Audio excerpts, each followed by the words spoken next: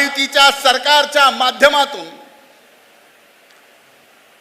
लाडकी बहीण योजना असेल, लाडका भाऊ योजना असेल, शिक्षणासाठी बहिणींसाठी खर्च असेल, लाडका शेतकरी असेल, महाराष्ट्रातल्या 12 कोटी 12.5 कोटी जनतेपैकी कुणीच ठेवलं नाही ज्याला वैयक्तिक लाभाच्या योजना दादानी या ठिकाणी दिल्या नाहीत.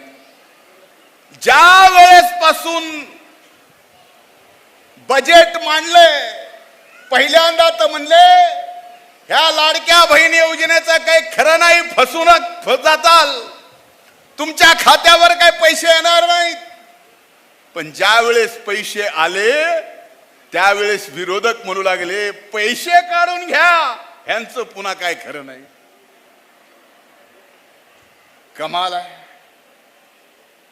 आता हे विरोधक आहेत, ह्यांचं काय काढून घ्यायचं की ज्याच्यामुळे आपल्याला काय मिळणार आहे? अरे जेवढ्या योजना आणल्या त्या सगळ्या योजनेच्या विरोधात ही सर्व मंडळी कोर्टात गेली की ह्या योजना बंद पाडाव्यात.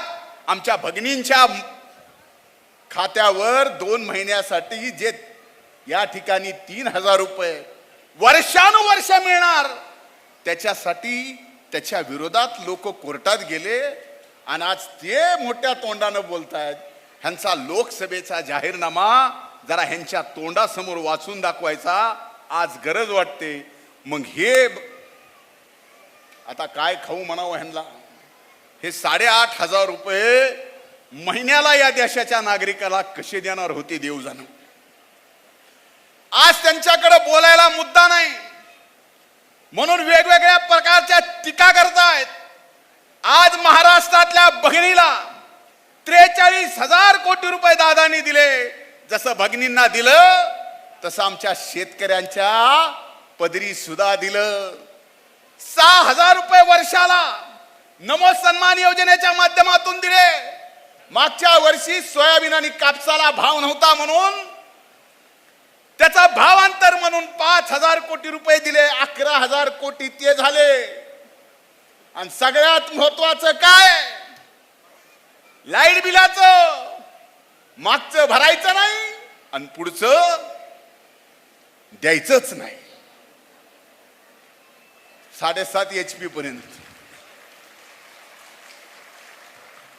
चांगलं झालं का नाही?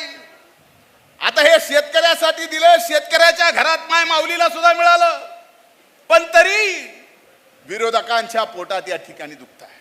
आज माझी हात जोडून कळकळीची आपल्या सर्वांना विनंती आहे की ज्या दादांनी महाराष्ट्रातल्या 2.5 कोटी भगिनींना 43,000 कोटी रुपये दिले, त्या दादांचं आपण उठून टाळाच्या गजरामध्ये या बीड जिल्ह्यात स्वागत करावं.